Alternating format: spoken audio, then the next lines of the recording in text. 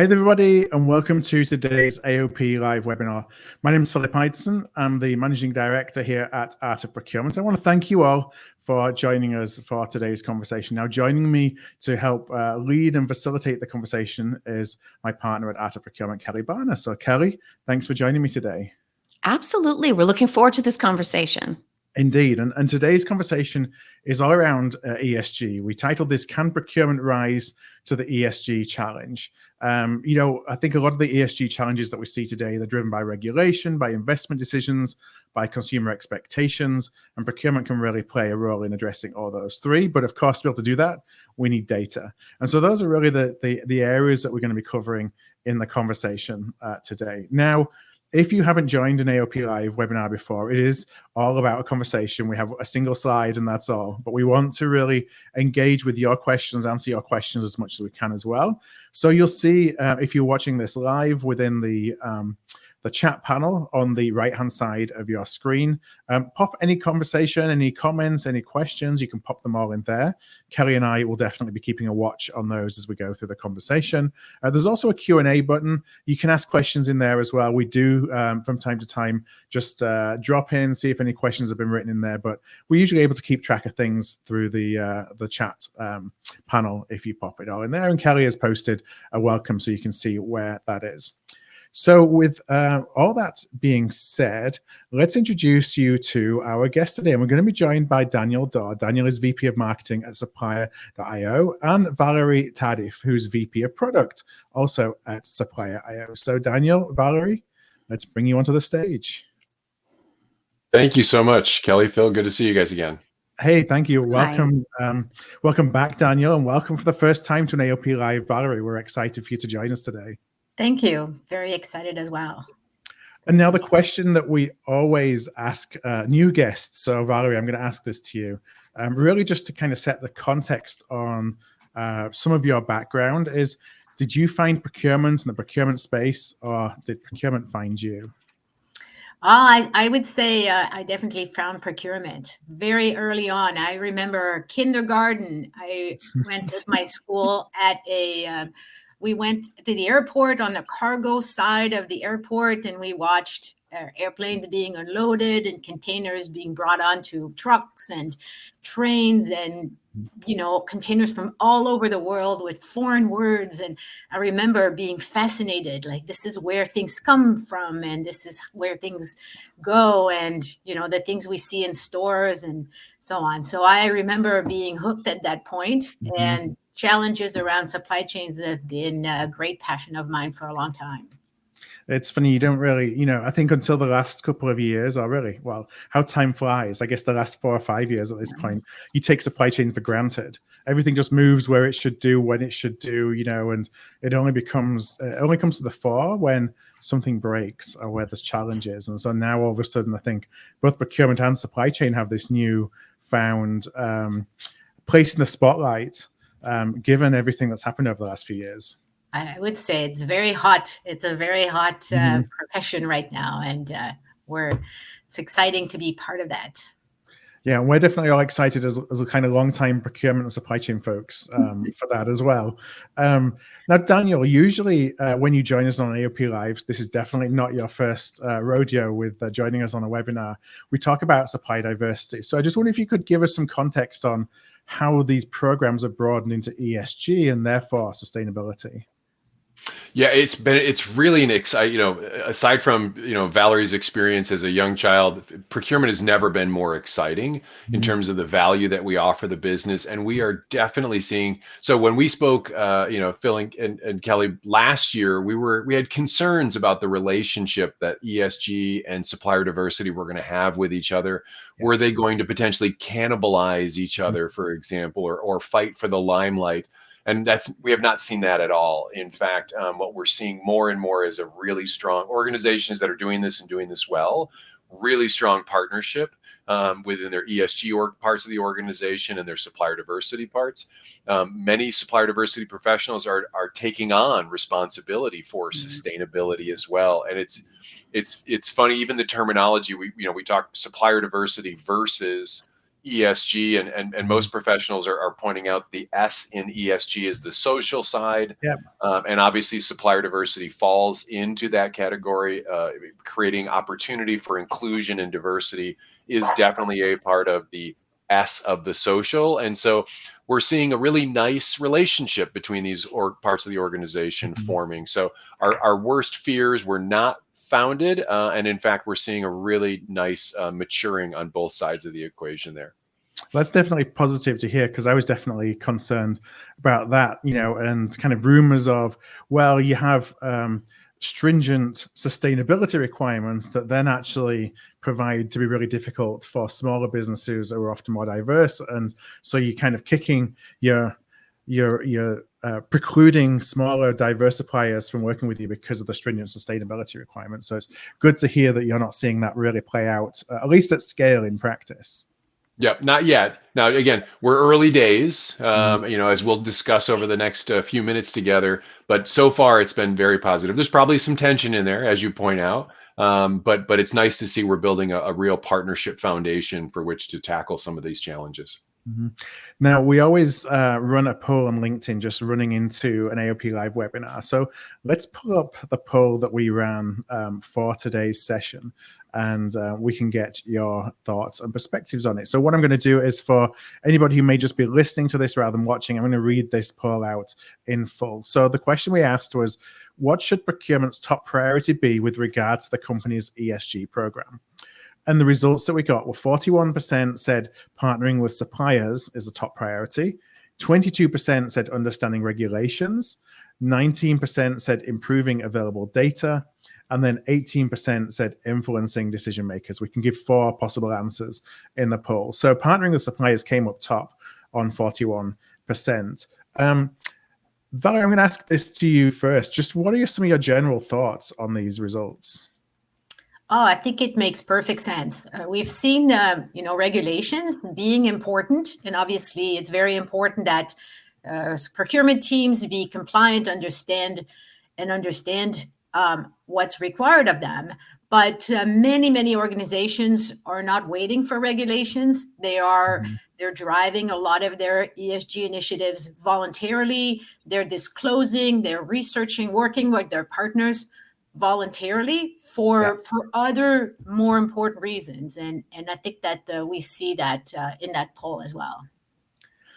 That's actually really interesting, because I think historically we think about regulations driving being the impetus for investment in sustainability. So it's actually a positive thing, I think, to hear that that's not necessarily the driving force right now, and that the companies aren't waiting until they have no option, but are actually, they have lots of other drivers and reasons to build business case around ESG that goes beyond regulatory requirements. Exactly. Daniel, any thoughts from you on the results? I think the only thing, I completely agree with both of you. The only thing I would add is the one thing we don't see here, which we do hear a lot about, is data, is how do we get information that allows us to better partner with our suppliers and understand what kind of risk that we're taking. But as we said a few minutes ago, love this idea of partnering with suppliers and seeing the opportunity versus the risk, or the pain, if you will, of regulations. Now, Daniel, you work with a lot of different companies, a lot of different industries. Are there any examples of where an industry, or maybe even company size or company maturity, might prioritize one of these answers over another answer? I think geography probably plays a big part of this. As we do know, there are regulations in California in the EU. But again, those regulations are more a statement about the business environment than they are sort of a top-down type of thing. But we do see geography playing a role in this.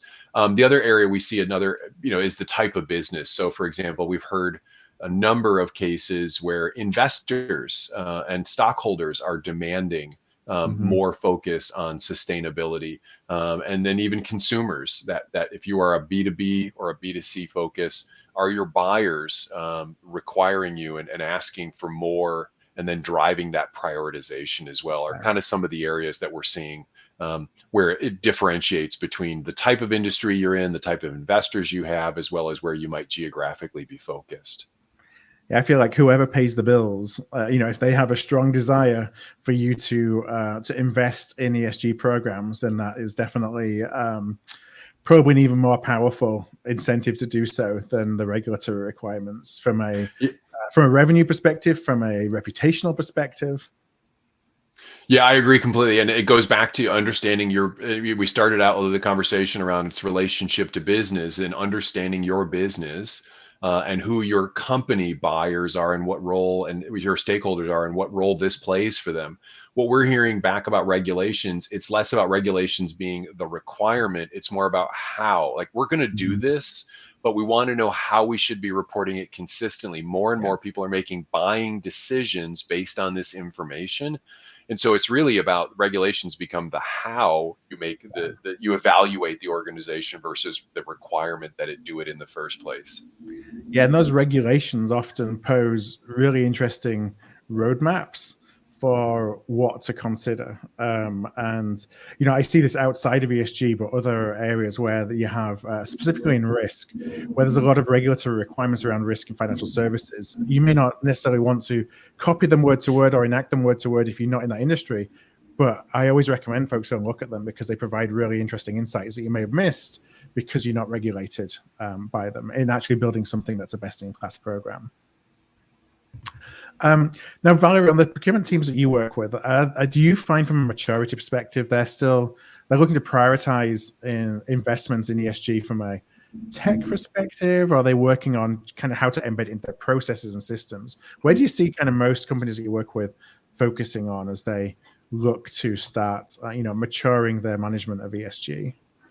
I think that we've seen a lot of companies that have had put in some good processes, but are struggling because a lot of these processes are very manual and very, very, tedious in nature. And so because they're operating using, people researching data or looking at some websites or putting data in Excel, it's very limited on the scale that they can take. And so they can perhaps, someone in the procurement team can focus on 10 or 20 suppliers, but they can't get beyond that. And so I think what we're seeing a lot of companies looking for technology and for systems or for ways to scale that, because we know that, your successes cannot be just with the first 5 or 10 suppliers, right? It's kind of you have that good intention, but it struggle to scale. Exactly. So you're now kind of at that point of, okay, how do we start figuring out how to scale this? That's right.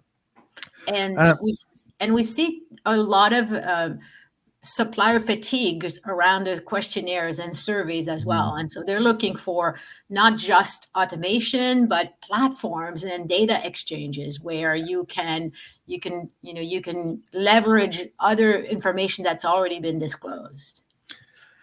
Kelly, I want to bring you in on this as well. I think that you and I actually both voted for understanding regulations, and it's been interesting to hear Valerie and Daniel talk about that. And maybe I would even change my my vote. I'm not sure, but why do you think that the regulations are so important for? I guess I've got, my views are not tightly held, I guess, so I'm up for being influenced. But why do you think that regulations are so important for procurement? Well, first of all, I'll have to wait and ask you after the event's over whether Daniel and Valerie have persuaded you or whether you want to change your answer because you're finding out you picked the same thing I did. From my perspective, regulations, again, after the last 4 years, it's really hard not to think risk first about everything.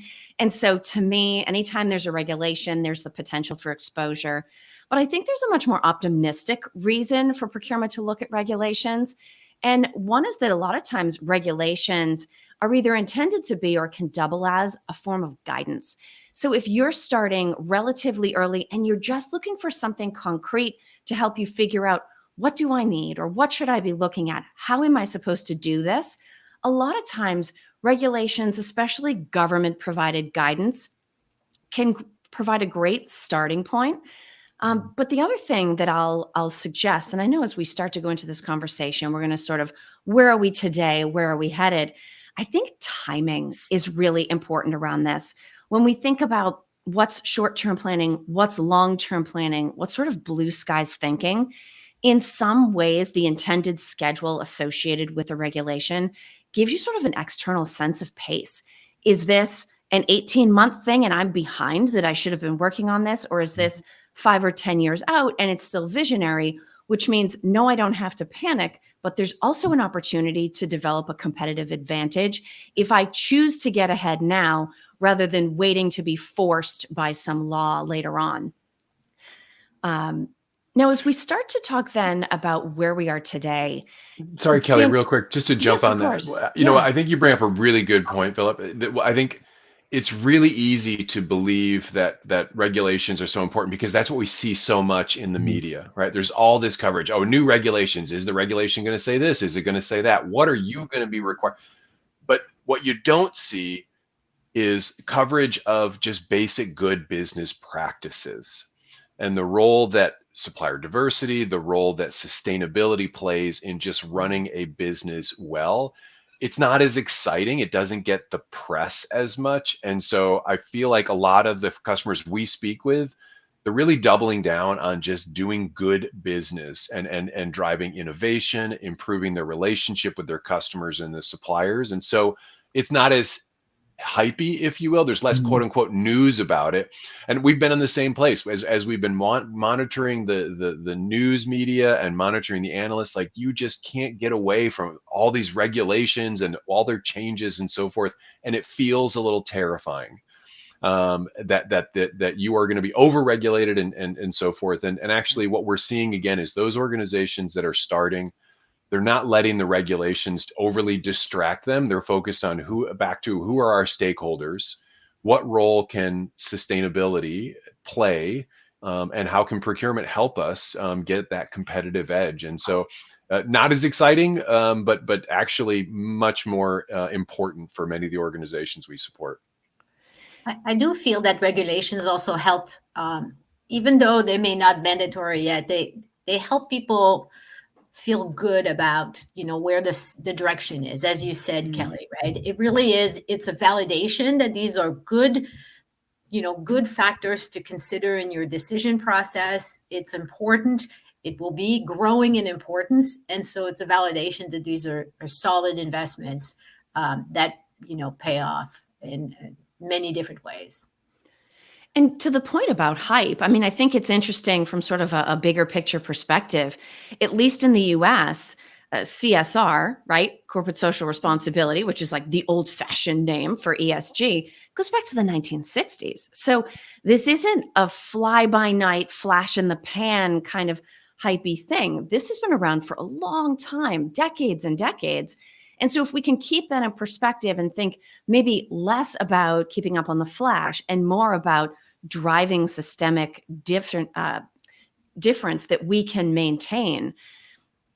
Daniel, if you do actually go all the way back, so you've got CSR for a long time, then both diversity and sustainability programs became very popular by geography, by industry. And now, as we talked about, we're sort of rolling that all together into something a little bit bigger where we start using the ESG acronym.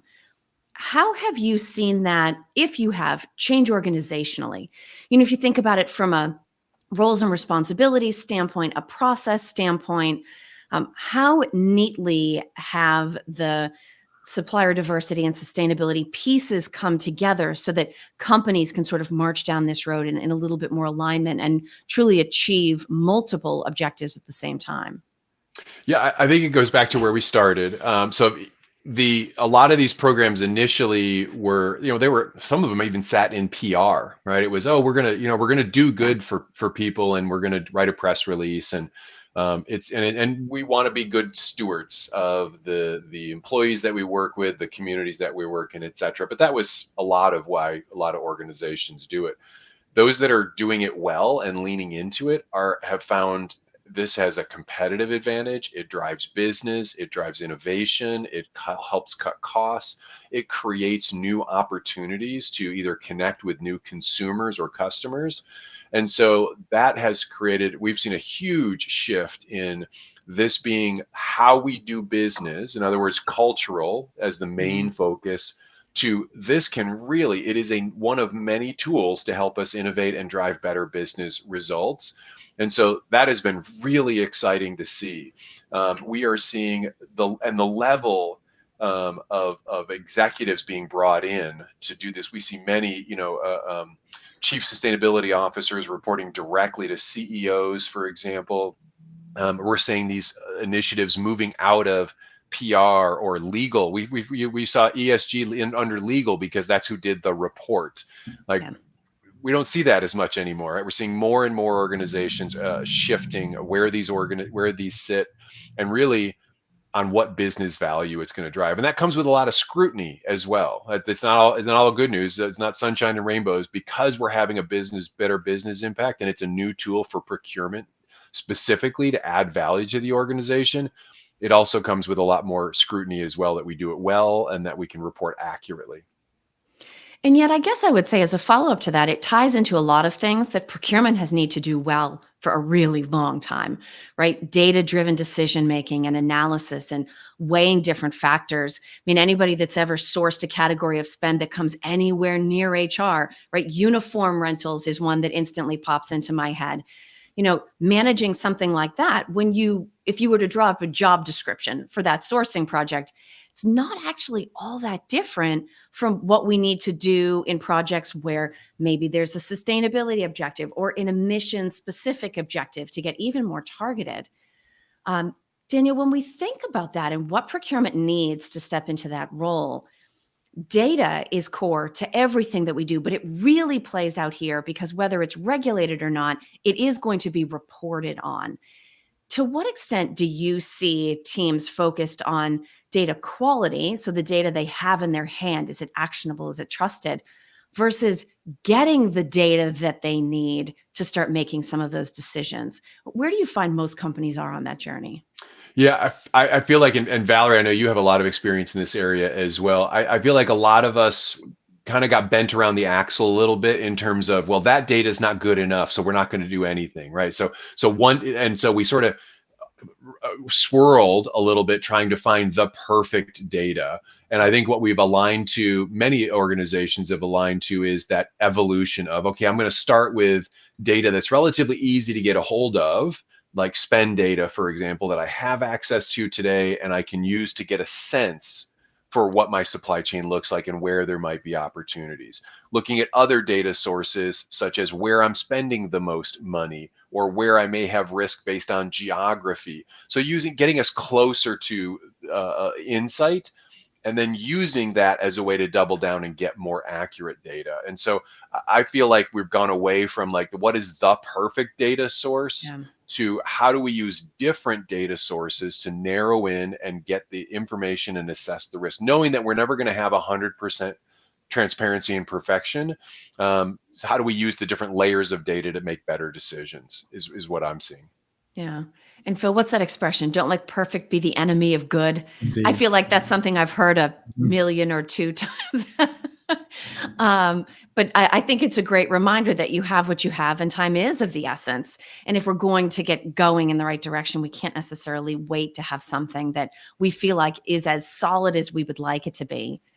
And I would add that we see a lot of different ways of achieving, that one goal, right? To be more for our supply chains or for our suppliers to be more sustainable. There are many different ways to get there. There's not one perfect. It could be, we see a lot of people interested in emissions, but sometimes it's about, your social policies, your environmental policies, your focus on human rights versus net zero. And so lots of different ways to do it.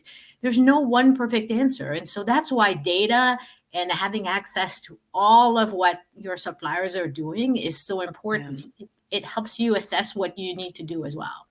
Can I just jump in as well on data quality? Because data quality it's one of those topics that's been timeless for procurement and something that we haven't necessarily fixed or solved for yet. Certainly, all the years that I've been in procurement, I think that part of that is on how we talk about, or part of how we can not necessarily solve for having data that's perfect, but to have a conversation around data is be honest about how confident we are in its accuracy or what needs to go into, getting more accurate information, because what I find procurement teams often do is present data as being, this is the fact, this is what decisions are based upon, and then it can be, even if there's one data point or two data points that get questioned, then the whole kind of story falls apart because people don't trust it anymore. But going in and saying, look, this is the information we've got, these are the sources we've got it from, these are what we have a degree of confidence in, this is what we're not so sure about. Well, let's have a conversation around the data quality as well that goes into some of those decisions, so that we're not just trying to present something as fact that somebody who may not be supportive of what we're trying to do can easily poke a hole in, and then it has people questioning the whole story that you based your data upon.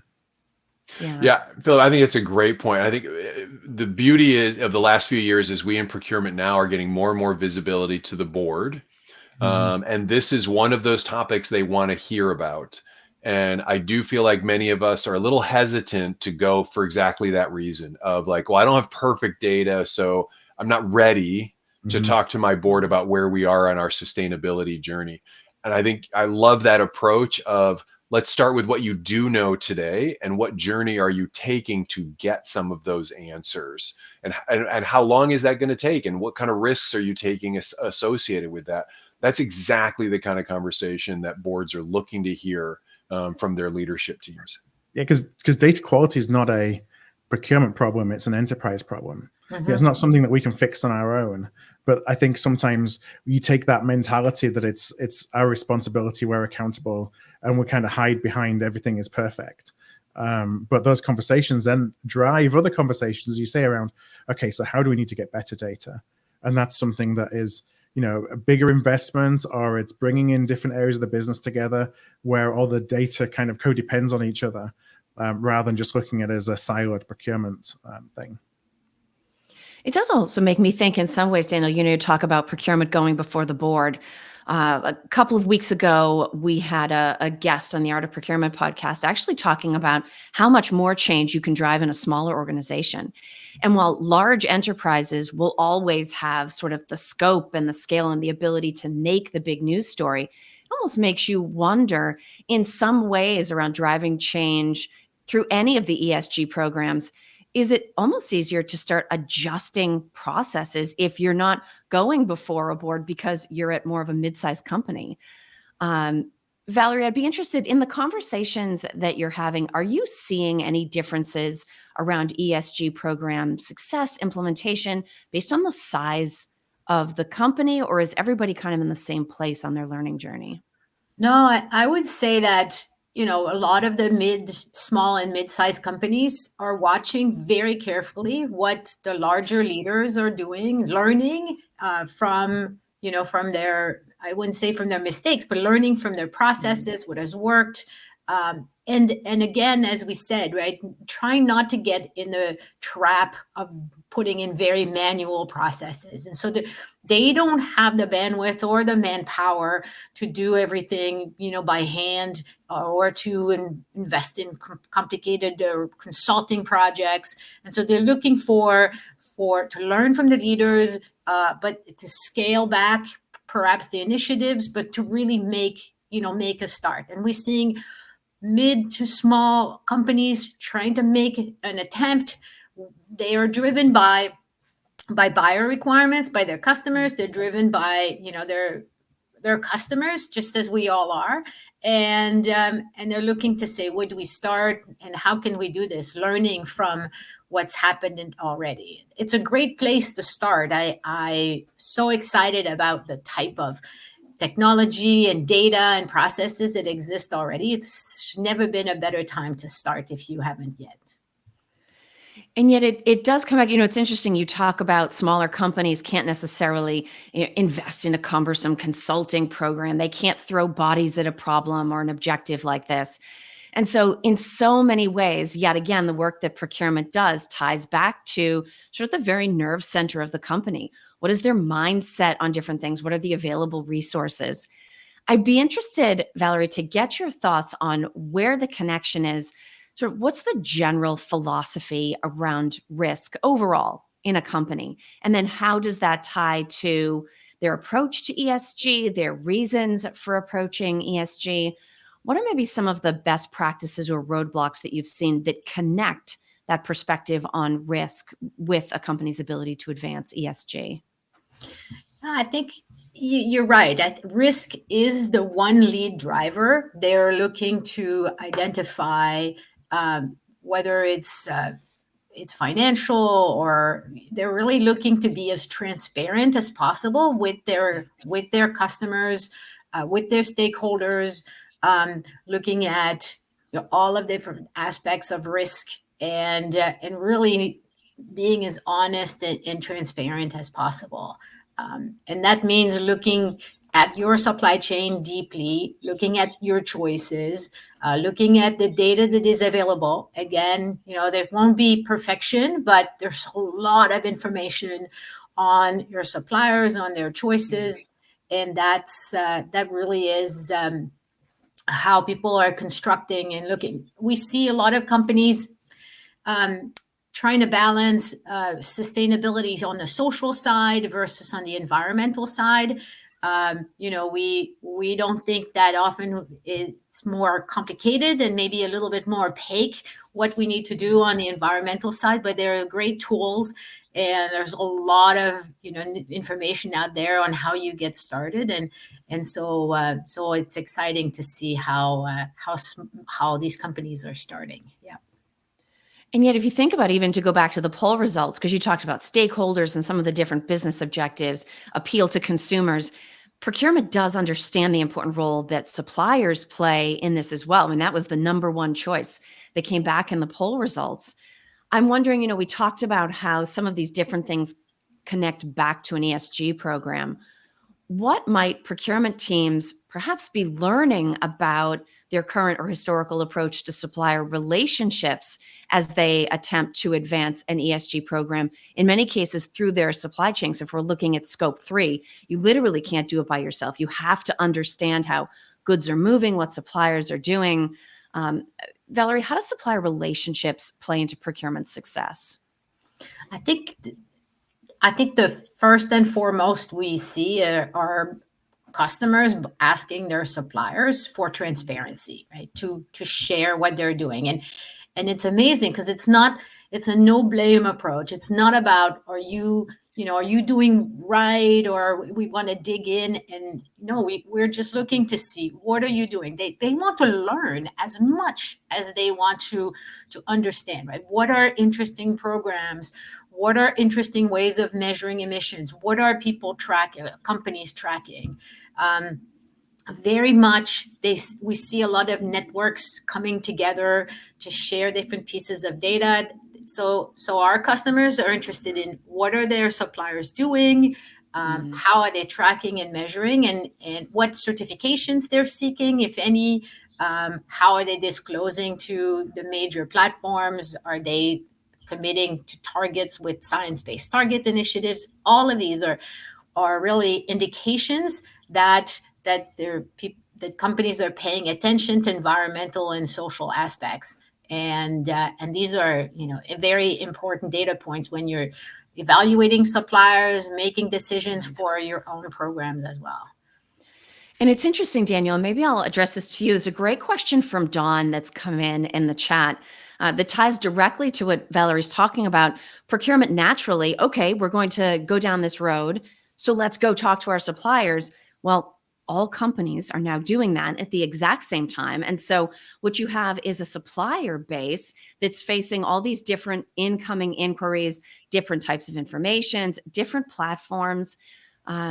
What either general advice would you have to offer, or perhaps even what have you seen around how companies are trying to achieve their objectives around ESG, but do so without creating undue burden for the suppliers that they're going to need to partner with in order to succeed?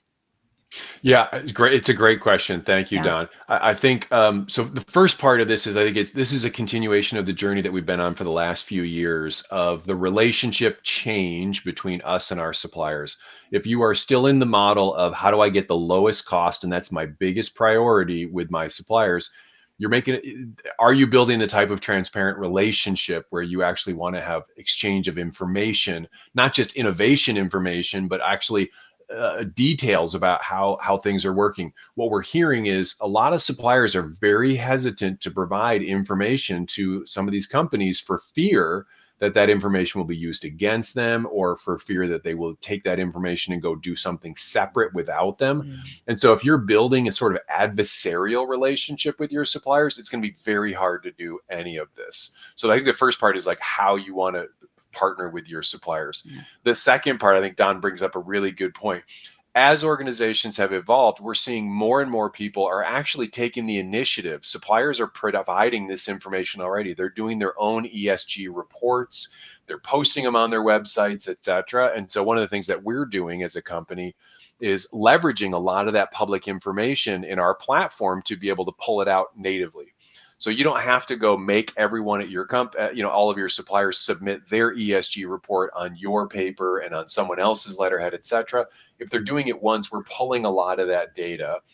So it's already available within our platform, so that suppliers, they do their public promotion, and then it's captured there. And then from that, then if there are specific attributes beyond that you need, then you start looking at your supplier registration portal as a way to build more unique one-on-one relationships. So the basics are done publicly, and then it's really more of a dialogue around the specific of what might be different between how you work with that supplier versus someone else. Absolutely trying to lower that bar. We want to make it easy for suppliers to provide us this type of information. We want to make sure it's accurate. We want to make sure they build a trusting relationship so they're comfortable providing this. Yeah. Now, Phil, question for you. So as part of our sort of mission to 10x the impact of procurement, one of the things we talk about a lot is this idea of differentiated decision-making. And I think it's so interesting that in our conversation about ESG today, we've talked about things that even outside of ESG, procurement needs to be investing in, doing a job with, whether it's data quality, executive level accountability, supplier relationships. I mean, you could almost strip the ESG piece out of any of that, and procurement still needs to do it. But if we think about almost putting the idea of differentiated decision-making into context with ESG, how do we know if we're actually driving something different? What sort of an expectation do we need to set for ourselves, so we're not just, okay, here's an additional pile of information we're asking you to take into consideration when you make this choice? How do we make that additional information and the business objectives that go with it something that everybody can get behind and understands the role of within the category? I think, when we talk about differentiated decision-making generally, the intent of that is what decision-making can procurement drive that wouldn't happen, or what impact ultimately from those decisions wouldn't happen if procurement wasn't in the room. And so if there's no difference in decisions that are made if procurement is there and procurement is not there, well, what's the purpose of procurement? And so when you think about differentiated decision-making and what impact are you trying to drive with procurement being in the room versus not being in the room, I looked at it more on a tactical basis. Like, what are some of the actual activities that procurement can be doing? Came up with 5 kind of small areas where procurement can support. And the first one is sourcing. Like, one of the biggest things within that procurement really has the ability to do is integrate ESG factors into the sourcing process and into supplier selection. So whether that's asking questions around environmental practices, whether it's asking questions about labor conditions, it actually ties back to what Daniel was just saying in answer to Don's question as well, because a couple of things that I noted there were around, I think ultimately we have to get to a point where the standardized questions, it's the same for any kind of risk. Having built third-party risk management programs and seeing, be asking suppliers to fill in questionnaires with 500 questions, we just can't expect to put that level of burden on any supplier and expect them to participate in any program, no matter how forward-thinking the program is. And then that goes into, how do we ask for as little information as possible to give us the most kind of to work with, so we're not putting a huge burden as well, and building that into the sourcing process. Because as Daniel said, oftentimes customers don't want to provide that information to their suppliers because they don't know what is going to be done with that information. The point of leverage that you have to ask that information is the point of sourcing. That's when there's a competitive sourcing event that's going on. It's when you are renegotiating a contract, don't be shy to ask for that kind of information then, because there's more incentive for your providers to give you that information at that point. Well, the other thing about sourcing was about local sourcing. And this ties into supply diversity as well. So how can you be thinking about supply selection and bringing local suppliers? One, to mitigate risk from when you look at global supply chains and the issue with global supply chains, but two, from a supply diversity, a reputational perspective as well. Procurement has a responsibility and the ability to drive different decisions around sourcing when you look at local sourcing footprints. I think there's something around supply development. I'm sorry. So how can you work with your suppliers to actually recognizing that current products that you buy or the current services, because it's important to bring services into this as well, may not be the most provided in the most environmentally friendly way. Well, let's work with them so the next generation of product, the next generation of services does so when you kind of co-developing product with them. That's definitely an area that procurement can help. We've talked about risk management. So what's their exposure to climate change? What's their exposure to water scarcity? What's their exposure to labor disputes? Having an understanding of that kind of information. So again, you can drive your risk mitigation policies. But there's a couple of other areas which are a little bit more out of the box that I was thinking about. One is around policy advocacy. So I think procurement has this ability, especially when you're when you're a large player within an industry, to actually use your requirements to your supply base to drive industry standards. Because, outside of the regulations that we talk about, I think that's one of the ways that we can drive change is if we start asking for it and we've got a lot of clout in an industry, then much like regulations are trying to set the standard, if you will, we have the ability to set the standard as well within our industries. And finally, around employee engagement. So if we want an educated stakeholder base, why aren't we as procurement professionals going and running training programs internally to educate our stakeholders on ESG issues and procurement practices and the things they need to be thinking about? Because if they're not thinking about them, there's not going to be the demand, except for when it's a CEO saying we should take this seriously. But when stakeholders at a stakeholder by stakeholder level think about it, they may not know how that applies to them. So those are just some of the ways I think that we can get involved, and we can drive differentiated decision making from a procurement practitioner perspective. Philip, I think those are great examples. I think the other part I would encourage people to think about is how do you prioritize as well? Like, do you need all that information from all of your suppliers, or are there a few suppliers that either represent a high risk or are strategic to your business? For example, we talked to, Dwayne Norris over at Enterprise Mobility, the enterprise rental car business, et cetera. He has a very different conversation with his California-based business than he does his Rhode Island-based business, right? And the expectations for the California business are significantly different, both because of the opportunity, right? Sustainability and supplier diversity is a bigger opportunity there, but also, more important to the customer base, the consumer base, et cetera. And so, being able to prioritize based on, business attributes or geography or the size of the supplier can help, whittle down that what may feel like a daunting pile for many. Yeah, I think that's a great point. We think about this from a third-party risk management perspective as well, of supply segmentation, and really looking what the inherent risk is or the inherent opportunity within the product or service that you buy first. Not necessarily looking at it from a spend perspective, but what are we buying, and does that drive opportunity? And then you can start thinking about suppliers from there. I feel one of the key drivers is how our supply chains or our suppliers aligning with our goals. We know all of our, a lot of corporations are setting big, ambitious goals, whether it's around environmental, de-risking, around labor, and we know that these goals cannot be achieved if the suppliers are not espousing and really aligning with the same goals. And so I think what you've just mentioned is Phil, right? The driver, one of the key driver is to understanding and partnering with your supply chains. So we're all rowing in the same direction and meeting those same goals. Yeah, we're all in this together on a lot of these initiatives. Exactly. Valerie, I think that many of the net zero commitments that were made by organizations over the past few years, they're starting to hit procurement. So I wonder if you could just give some ideas about what does procurement need to learn about their current suppliers in terms of being able to prepare to, whether it's report on net zero, whether it's put in place strategies that drive to net zero.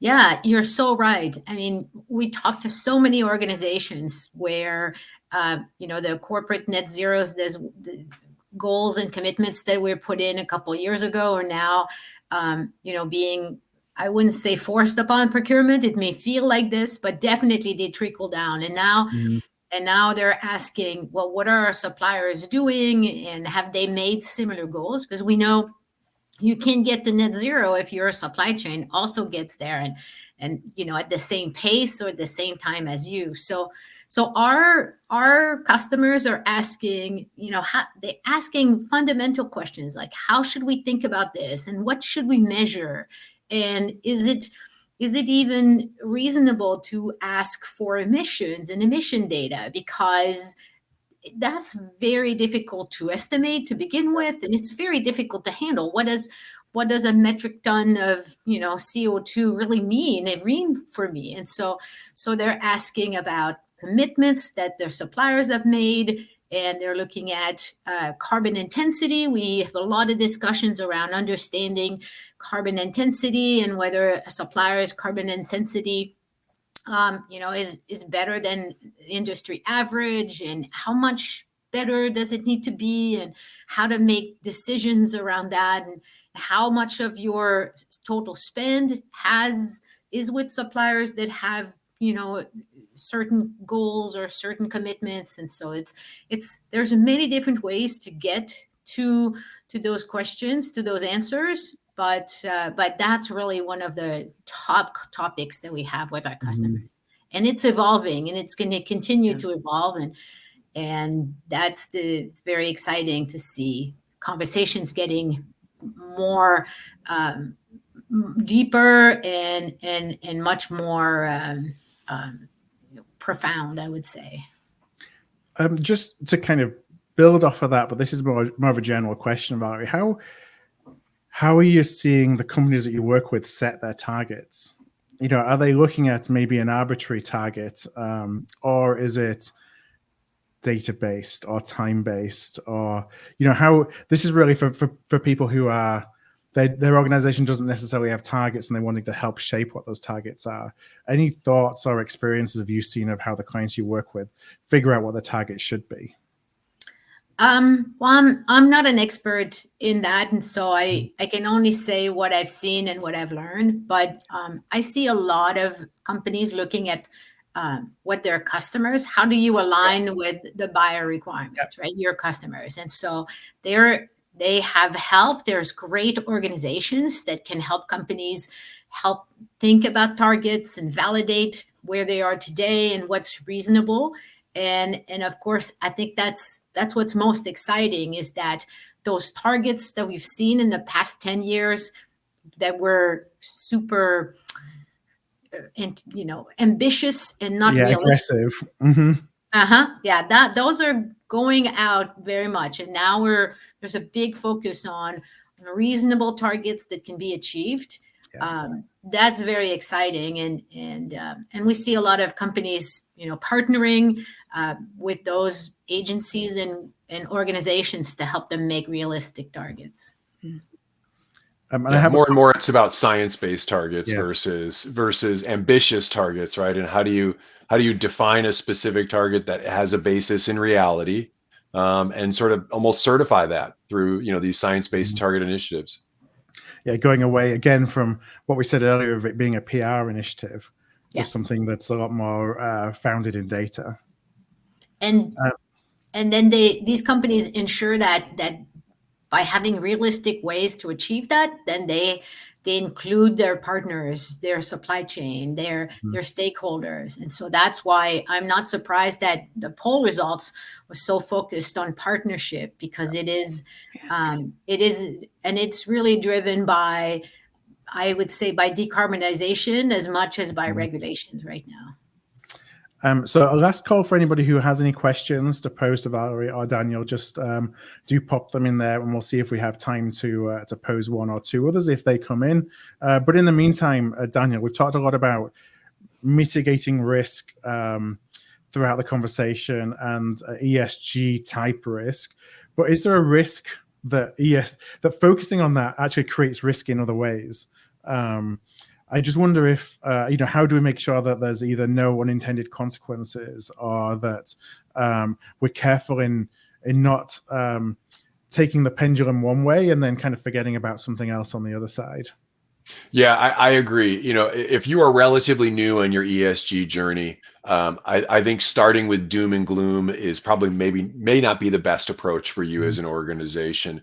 And as Valerie said, one way to start is align with the corporate initiatives around net zero or how sustainability is going to be driving the company values, or again around some of those regulations and so forth. And risk becomes a part of that conversation, but may not be the whole conversation. But again, if you're early on in your program and trying to figure out, the best place to start is, Kelly, as you said, what we should be doing as procurement leaders from the beginning is partner with the business.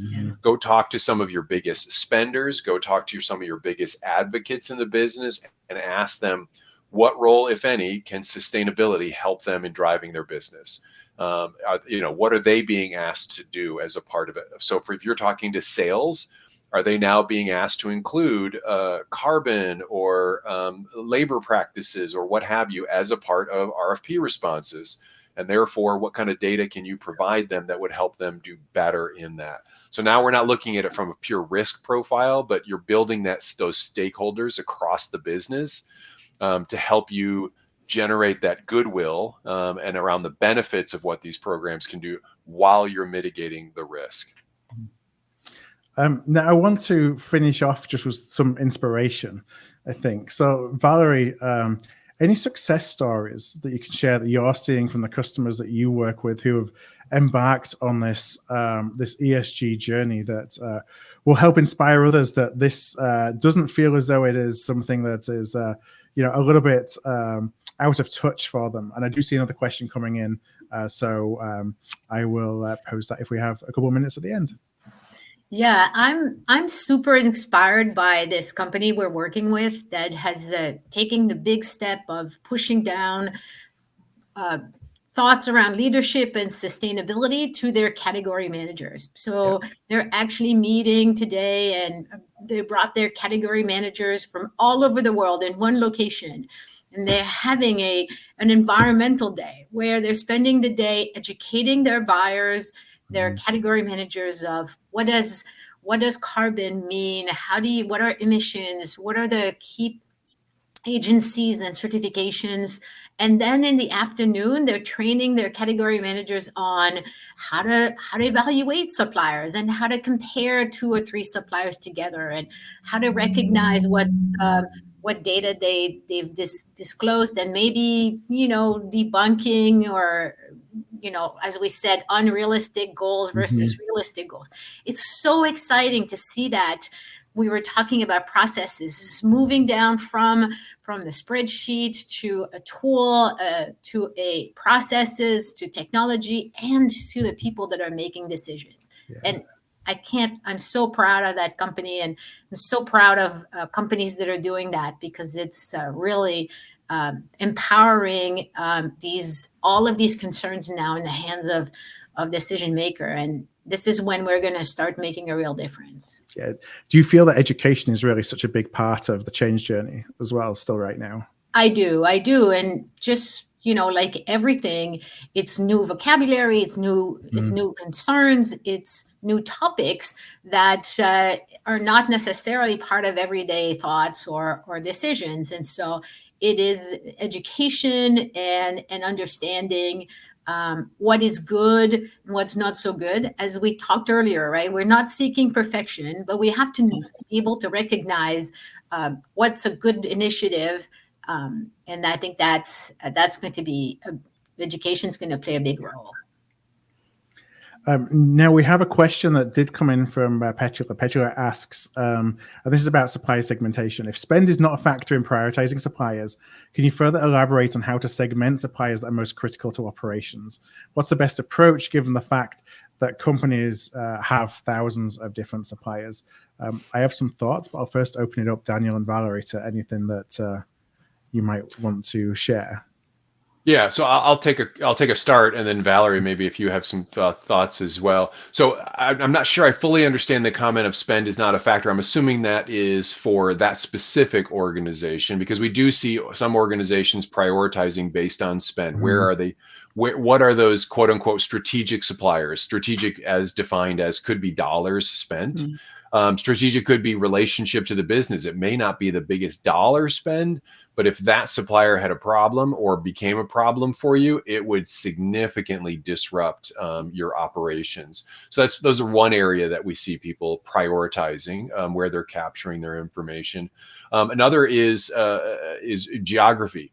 There are some geographies that can be more at risk for either sustainability or for labor practices. Partnering with your ESG counterpart to identify what some of those regions are and maybe do a deep dive on some of those suppliers. And then just doing an early assessment, looking at a quick test of, for example, carbon, using the data you have, such as your spend data, to analyze the potential carbon footprint that your suppliers have to help you also get a short list of, okay, based on the category that we're buying, and where these particular suppliers are, they may be a higher risk for scope 3 greenhouse gas emissions, for example, to also kind of help you identify where some of those risks might be. Yeah, I would concur. I think that spend is always key risk, as you mentioned, but it's interesting to look at your biggest emitters, and they don't always translate to your biggest spend, but that's a new measure, a new ranking that we've been looking at a lot, and along with our customers, and it's interesting to see who to work with, right? Those are often top candidates for further conversations and assessing and learning what they're doing and how they're evolving. Yeah, one other area to think about also could be, we talked to a number of organizations that are actually looking at upcoming contracts as well. Is identifying, okay, we've got some, these are going to be 2-year contracts or longer term contracts, etc. That might be an opportunity because either you can use that as an opportunity to start capturing better data, or you can use that as an opportunity to potentially bring in more sustainable suppliers, etc. So timing, it might be another factor for you to be thinking about. Yeah, I just want to highlight a couple of things there. The timing is really important. Certainly my experience of doing this has been around, as I mentioned in the answer about sourcing, is a time of sourcing and time of renegotiation is an opportunity for when all contracts are on the table. So it gives you an opportunity to, one, review your contracts at that point, because you may not be able to go and suddenly review 10,000 contracts at one period in time. So it's kind of, as you look at how you start thinking about building terms and conditions or whatever it may be in your contracts, that's a good time to do it. And also what you said about categories, I look at this very much this is why I made the comment about spend, as it's more about what's inherent with the product or service that you're buying, depending on what you're trying to measure against.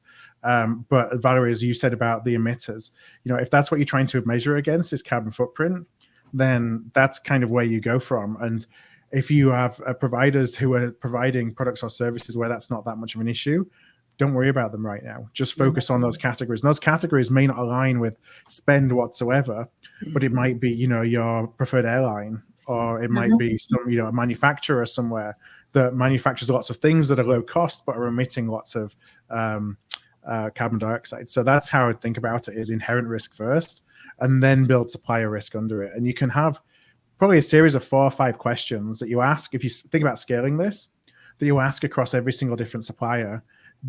Are these characteristics present?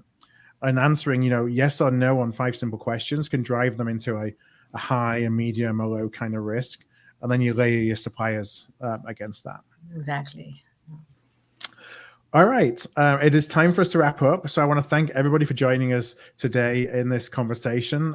Kelly, thank you for helping me facilitate and host today.